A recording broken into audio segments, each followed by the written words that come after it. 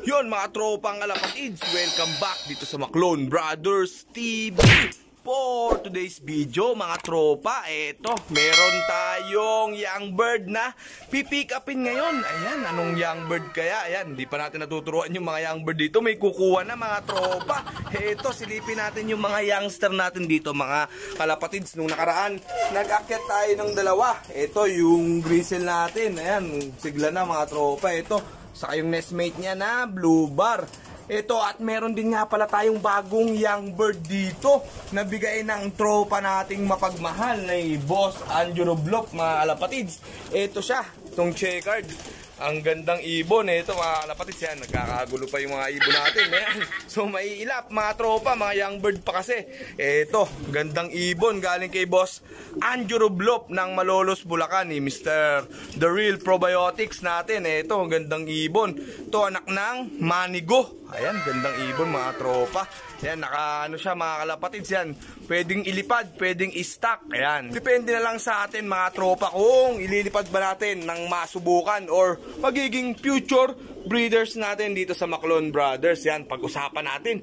May pipick up ng young bird natin. Itong dirty blue bar na to mga kalapatids. May pipick up ngayon na rider. Ayan, gandang ibon ito. Naka-perso banded natin. Kaya alam nyo na, matik na mga tropa. Pang stock natin dapat to. Ayan, ito, naka-Maclone Brothers na perso banded natin. Itong dirty blue bar, anak ng golden pair natin to mga kalapatids. Yan, bago ang lahat.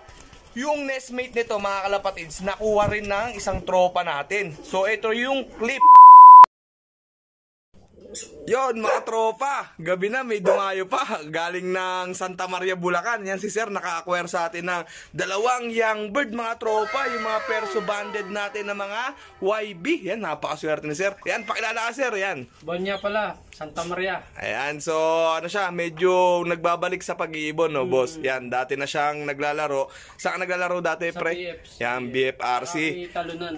Yun, sa Katalunan yan, sa mga tropa natin dyan. Yan, magkaka-ano pa kami, magkaka-club yan. So ito mga Eric na ibon natin talaga, mga line ng signature ng Maclone Brothers. Yan, ito yung isa, golden pair pa natin mga tropa yung nadali niya. Ayan, so hindi pinakawalan ni sir. Ayan, so maraming salamat boss. Ingat ka sa biyahe at sana magtamasa yung mga young bird yan, mga future breeder niya pa magagamit mga tropa kasi mga bata pa naman, saka naka-perso banded, hindi rin niya mahilalaban yan. So hindi rin mahilalaban. Mga kalapatids, kumuha yung tropa natin na taga Santa Maria, Bulacan kahit gabi. Pinuntahan yung dalawang young bird.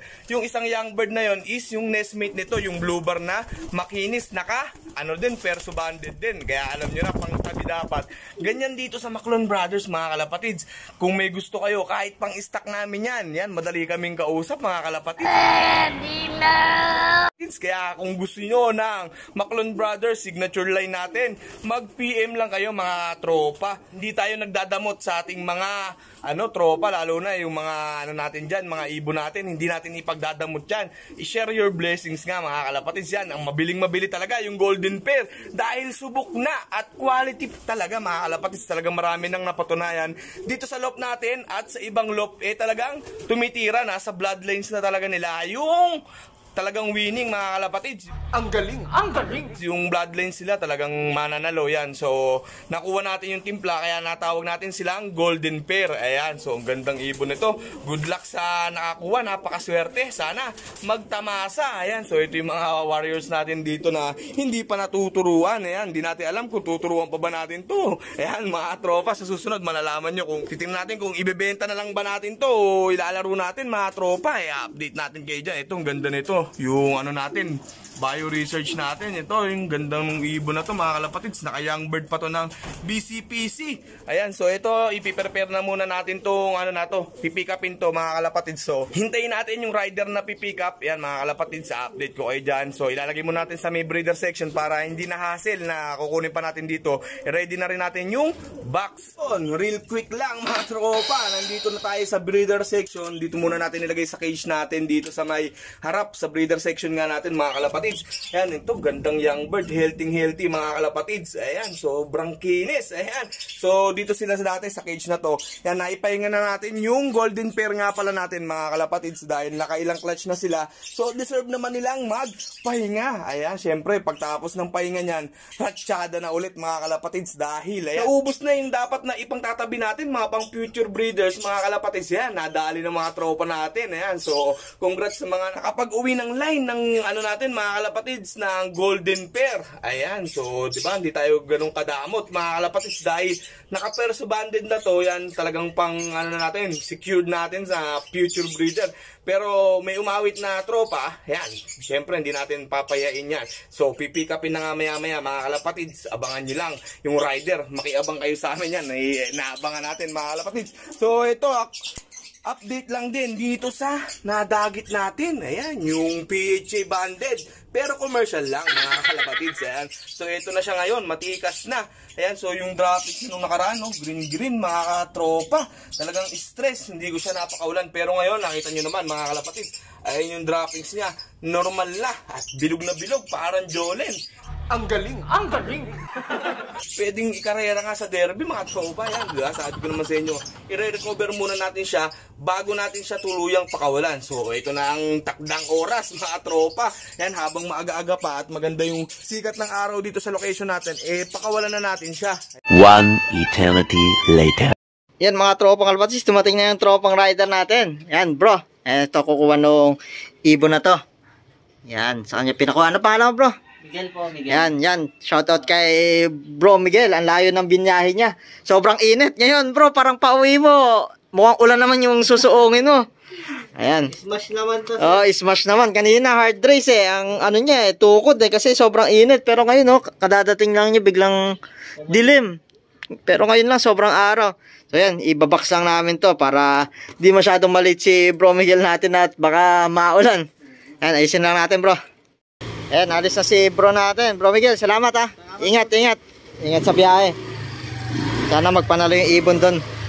Salamat. Yun mga tropa, ayan, i-release na natin. Dito na natin dinala sa may bukid sa area natin. Dito sa release area natin ng mga bihag mga tropa. Ayan, so bago natin tuluyang pakawalan mga kalapatids, yan, naglagay tayo ng ano dito. Yan, ng love letter. Hindi, joke lang mga tropa. Nilagyan lang natin ng pangalan natin. So para maano nung may-ari, may utang siya sa atin mga tropa. Ayan. So nirecover natin tong ibon niya. Ayan, sana tuluyang makauwi sa totoong may-ari mga kalapatids. Yan, ang ganda ng panahon dito sa area natin. Yan, mahaba-haba yung oras. Alauna pa lang mga tropa yan. Nirelease na natin para kung sakali talagang makauwi siya sa totoong may-ari. Kung hapon kasi mga tropa, baka malayo pa yung inuwian nito. Mahirapan pa. So inagahan na natin yung release mga kalapatids. Ayan, so ayan, release na natin. Yun mga tropa, dumiretso na. Tingnan natin kung saan siya didiretso mga kalapatids. Ayan, tumumbok doon. Ayan, dire-diretso mga tropa. Ayun siya. Saan kaya pupunta mga kalapatids? Wag lang bumalik, ayan, buwabalik dito mga tropa. Ayan, doon siya, ayun mga tropa, dumidiretso doon. Index yung tatawiran niya mga tropa. Ayan, sana makauwi siya sa totoong may-ari mga kalapatids. The next day. Yun mga tropa, nandito yung south team natin sa mga training box. Ayan, self-toss tayo. What? Yo, pero dito lang muna sa harap ng bahay natin mga tropa. Ayan, sobrang dilim ng panahon. May bagyo dito sa ating lugar mga tropa. Ayan, so ito yung mga south team natin.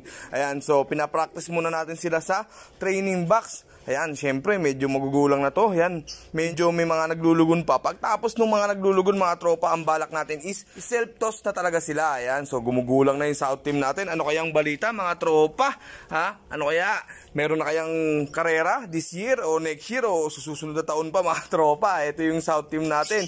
20 pieces na lang dahil na-breed na natin yung isang red check natin. Ayan, sobrang barako na. Gusto nang magkapamilya mga tropa.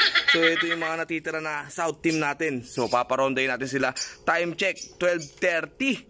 Ayan, ng tanghali pero walang araw dito. Ayan, madilim dito sa area natin mga tropa. So papakawalan lang natin for practice purposes lang to mga tropa dito sa training box. Ayan, so titingnan natin sila. Ayan sila mga tropa. Ayan. Yun, diretso mga tropa. Yun, minatira pa pala mga kalapatids.